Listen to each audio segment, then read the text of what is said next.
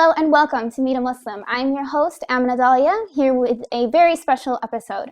Today we have the great honor of having our very own member of Congress, Representative Paul Tonko. Congressman Tonko is currently serving his fifth term representing New York's 20th Congressional District in the U.S. House of Representatives. His district covers Albany, Schenectady, Troy, Saratoga Springs, his hometown of Amsterdam, New York, and the surrounding communities. He graduated from Clarkson University in 1971 with a degree in mechanical and industrial engineering and went to serve 15 years as the chair of the New York State Assembly Energy Committee and as president and CEO of the New York State Energy Research Development Authority. In the U.S. House of Representatives, Congressman Tonko serves as the head Democrat on the Energy and Commerce Subcommittee of Environment, where he is currently fighting to increase federal investments in our nation's aging drinking water infrastructure. And he also sits on the Committee of Science, Space, and Technology, where he's advancing legislation to institute federal science research from political and special interest agendas. In summation, whatever you think of, he's done it. And without further ado, I would like to present Congressman Paul Tonko. Thank you, Amnah. Good to be with you. How are you, Congressman Paul Tonko? I'm doing well. It's St. good to be with Rose. you and Marc as we do another episode here of your show. Yep. Well, we're very happy to have you here, and we're very excited to be able to talk to you about all things government and American society, social problems. I know my summary of your achievements may not have done you justice, but from what I have learned, it seems that you are doing a lot to progress movement in our environmental friendliness and stewardship. You're currently serving on the Subcommittee of Energy and Commerce. How is that? Right. Well, the committee enables me to work on many items that deal with public health as they relate to the environment, and certainly intertwining that with energy and economic recovery policy. As you made mention, I'm on the Environment Subcommittee that reports to the Standing Committee of Energy and Commerce. And it's there that in serving as the top Democrat on the subcommittee, I'm able to provide for policy and overview as it relates to the Clean Air Act and to the Safe Drinking Water Act. Very important provisions that have been etched into our federal laws that enable us to work hard to make certain that the air we breathe, the water we drink, and beyond that, the soil that we require are not contaminated, and that they are made as pure as possible so that we can move forward with that soundness for many good reasons. I think many of these policies affect not only our energy and environment outcomes, but our public health and our economy and our national security. It's very important stuff. It's very clear that you are involved in this thing. It's an important thing, especially with our environment, as there are problems arising on both sides of the political spectrum of whether to be more environmentally friendly or take precautions or not. Right.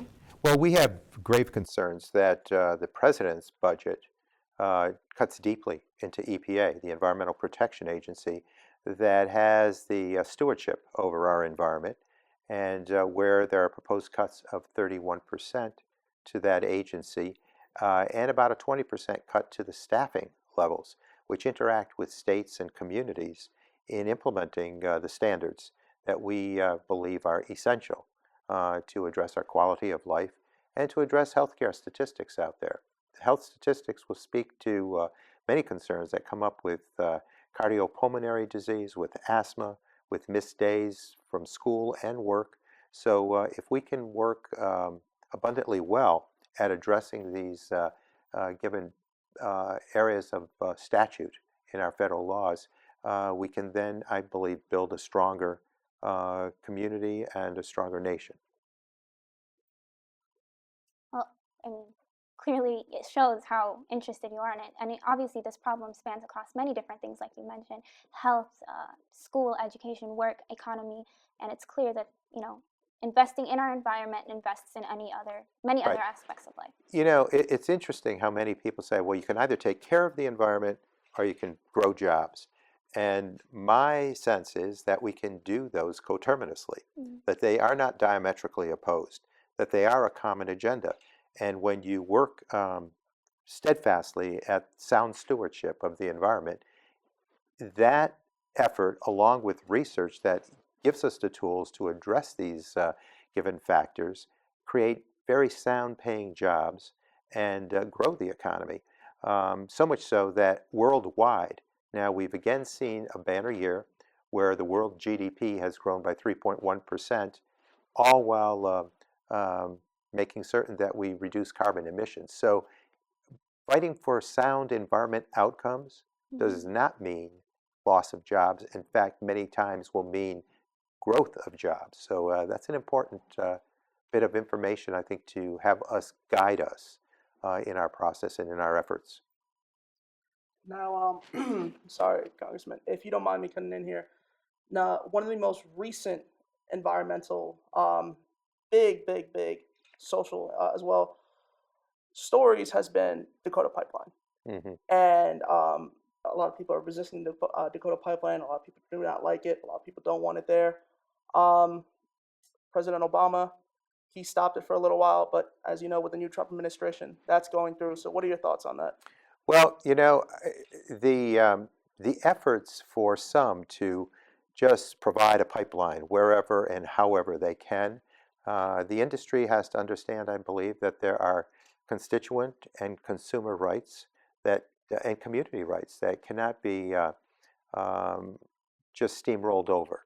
And I think it's also important for us to hear from different elements of our society when we're developing policies or making decisions on pipelines. The subcommittee, again, where I serve as top Democrat, has had some good hearings. The committee, the Standing Committee of Energy and Commerce, has likewise done those hearings. And recently, our invited guest was a councilman at large in the Sioux tribe community who testified and offered a very good bit of insight. There are these sacred commitments that we have made to the Native American community, and many of those commitments have been put at risk because we haven't guided ourselves with those commitments strongly and well enough. And so I hope that we can move forward with the soundness of good policy. Right now, there are efforts by the industry to be very aggressive about diminishing rather than enhancing community participation in the planning and the decision making on the routes of these pipelines and just what they mean to our local communities.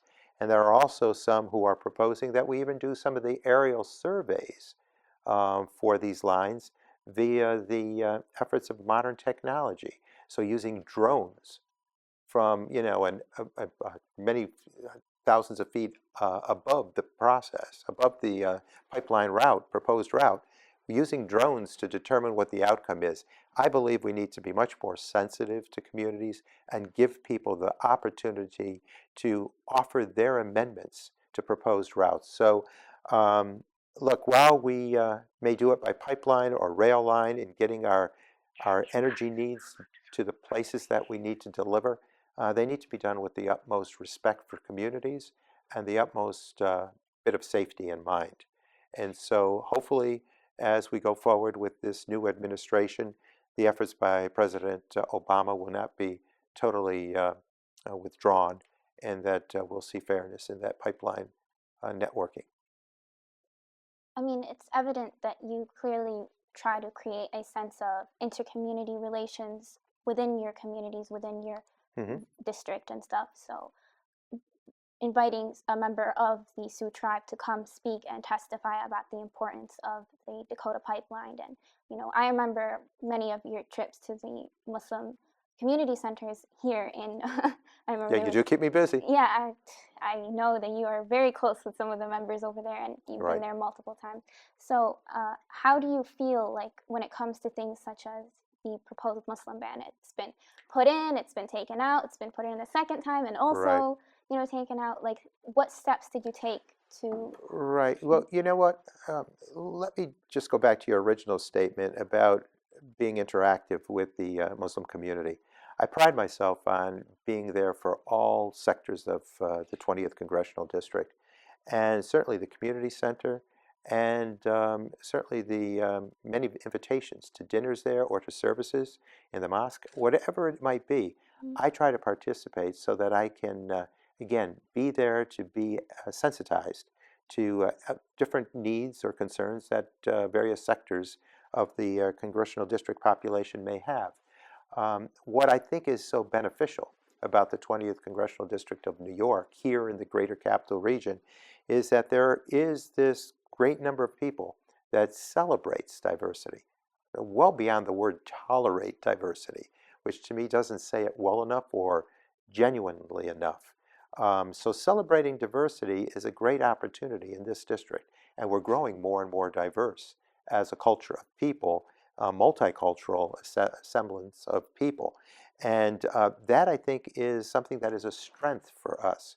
So visiting, getting sensitized, better understanding the different values and traditions of cultures that now call Capital District America home is an important factor. Now, where am I in regard to President Trump's ban on refugees? I find it deplorable. I find it unacceptable. I think it's important for the president of this country, no matter whom she or he may be, to reach out to the experts, the intelligence community, the foreign service people, law enforcement, to understand just what our actions might mean. If you're proposing a ban, understand what it could do. And, to have religion as a test, I think is unacceptable. It's un-American and immoral. It walks away from the principles of this nation. And when we also think of the efforts that denied refugees for 120 days and specifically denied for the term of the ban any Muslims, you're putting a religious test to work, which is wrong. You're engaging a test that ought not be a factor for calling America your new home. So I found it very unacceptable. And it reminds me, too, of history needing to insert itself, needing to direct us and instruct us. And I hearken back to the days that we rejected refugees who at that time in pre-World War II were Jews looking to leave Nazi Germany. And we rejected that. And, I think that history can't be repeated. And we as a nation need to be there to enable people who are escaping intolerance or brutality or whatever the atrocity might be. We don't send people back into those given situations. We make certain that they're given a harbor from those situations. And we here in this area have served as a host community to refugees. And, just recently the president said, no child of God should endure this terrible outcome or terrible atrocity, referencing the attack by Syria on her own people. Well, no child of God should endure being placed back into a war zone simply because we don't have a compassionate and sensible plan for refugees. I mean, it is clearly very sad, and the president has taken, so far recently, has taken steps to get engaged in the Syrian civil war. I mean, his steps are relatively, they have problems on both sides of the political spectrum. People who are supportive of it, people who don't. I mean, his bombing of Syria was less than a week ago, basically, and I know people who were very anti-Trump in the beginning, but then the minute he did something like this, I don't want to say that he exactly stood with the Syrian people, but he did something of action. Do you think that because he did something of action, that he might be able to turn around in his viewpoints on the Syrian immigration ban? Yeah, that's hard to say. It's subject to, I think, a bigger context, a broader context. And, while that was one action responding to terrible behavior by the Syrian administration, by Assad and his forces, while that is problematic, the American response, is call for an attack on those given locations, the airports and the chemical storage facilities, that needs to be put into a larger plan that ought to be reviewed by Congress. I think that President Obama had asked permission through Congress in the past to do such actions. And I believe that the American taxpayers are worn thin by paying for war. The troops, our troops, are tremendously exhausted and tired. We've been in our longest war ever in Afghanistan, and the price tag is in the trillions. So I think the Congress is owed the right to debate the measure, and the American public deserve that respect and deserve that opportunity for Congress to review this. Resorting to an AUMF, an authorization to use military force, is sometimes overplayed.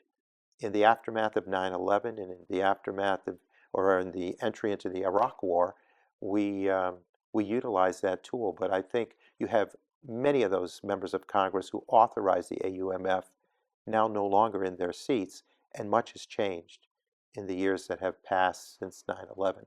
So I think we need, again, for a full debate and a larger plan within which to implement and insert this action, the recent action with Syria, and those actions that will follow. Now, if you don't mind me asking, I actually come from a military family. My father served. He was in Afghanistan, and coming back, one of the things he said is he never wanted to go back. Now, you just touched upon the point. You want to put it in a larger plan, this military strike. Do you think Trump had a plan for this, or do you think it was an impulse? Oh, it's hard to tell. It could be a series of things. I'm hoping it was done out of genuine concern and out of response to impact or input from the intelligence community and the foreign service community. I would hope. I don't know what his thinking was, obviously, but again, if we are instructed through the context of a plan, a broader strategy, then we can interpret if that fits those given dynamics. And you know, again, because of the immense cost, and I would also add, our doing it alone. We need our allies. Our force is friendly to U.S. and her mission to be with us. We can't go it alone. This is an expensive commitment. Boots on the ground, I believe, frightens a lot of people. An air attack is one thing, but this could be a segue to much more deeply rooted commitment. And again, I think people are somewhat concerned about that. Well, in 2016 and in 2017, we've seen a lot of socio-political or cultural issues come about, they range across, many political lines and cultural lines. The Black Lives Matter movement is one of them. So how do you feel about the recent politicalization of, and they're, usually the people who participate in these things are college students. How do you feel about the politicalization of campuses, Oh, I think it's tremendous. There've been a lot of social causes and civil rights efforts that have been championed by campus activity. I harken back to my days of campus life at Clarkson, and a lot of statements were made about civil rights, about the war in Vietnam, and a lot of that motivation, the American motivation, was based in campus activity. So I think it has its rightful place. It's been very useful in advancing causes that show our growth as a nation. And certainly, while there are chronological generations, there are also political generations that are defined. The eclipsing of these generations oftentimes is an event or series of events that are of a social effort, social type, that are changing us for the better. And we think of the women's movement. We think of the environmental movements, civil rights movements, the voting rights, all sorts of efforts that have enabled us to grow as a nation. And I think the latest effort is one that has stretched us again. I hope that it will result in greater activism, greater enrollment of individuals to vote, and then greater voting participation so that we can truly reflect a great majority of us in the given elections. Well, I mean, obviously, every, like you said, every generation has its political movement, and that's clearly very important. How on ballotpedia.com, they refer to you as a extremely left, representative or politician. I'll get those labels in life. The labels, exactly. Do you agree with this? Do you I don't know. I think yourself? it depends on the issue. It depends on whether it's the social issues, the financial issues. Um, I I tend to guide myself, but by what I believe strengthens us as an American culture, as a nation, and what is sound and moral and just and fair. Um, where that puts me on the political label meter doesn't concern me. It's about being right and not popular, and it's about not being so much defined by a label. I think some of these labels are outmoded, but doing what's in my conscience the right thing. Um, and in terms of being, I've been able to work with the whole range of political thinking in my career in politics, from county government to state government and now federal, and oftentimes try to build those bridges because this job, like any arena, requires relationships. Those relationships enable you to um, create success and feel soulfulness about your work. Um, think of it, and here we are on a campus, the relationship between professor and students. The performance is about relationship. And so it is with elected officials working with each other or the relationships they have with constituencies. Um, I pride myself on making certain that there are bipartisan efforts where I can reach across the aisle and sometimes across the philosophical divide that may be perceived. For instance, Marsha Blackburn is a Republican rep from Tennessee, and the bots issue, buying online ticket sales, um, seem to have a bit of unfavorable and unfair to it, in that computer technology could be utilized by some of these bots organizations to buy up an unreasonable amount of tickets for concerts or sports activities, and had a negative effect on consumers because they could be sold for a lot more. So we did a bill that would preclude the use of computer software that is deemed unfair or unreasonable in these bots bills. And this was a favorable outcome in our House, a bipartisan effort with my colleague from Tennessee, and we were proud of that work together. And similarly with a representative from Indiana, again, a Republican again, that worked with me as a Democrat on a opioid epidemic issue, where we put a bill together that raised the cap on how many individuals, patients, a doctor could see in addressing the illness of addiction. And we raised that cap, and not only raised the cap, but added to the medical profession, to the doctor profession, nurse practitioners and physician's assistants, where they had the appropriate training and certification. So, we did that. And again, there are probably on issues, Dr. Bouchon and I, Representative Bouchon and I, can be miles apart. But on this, we came together, deeming the epidemic that's impacting all age groups out there with opiates that have led them to a heroin epidemic or a fentanyl epidemic that is claiming far too many lives. And we want to be able to treat the illness of addiction. So, I think oftentimes these labels can be superficial. They can not really tell the true story. They can limit the perception out there of given representatives.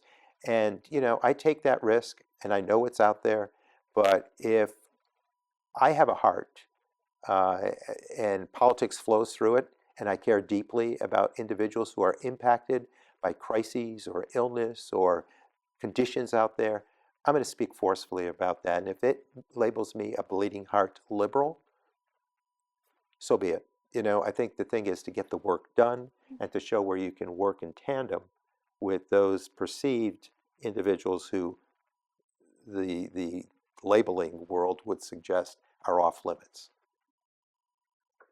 Very important philosophy to follow. I hope so.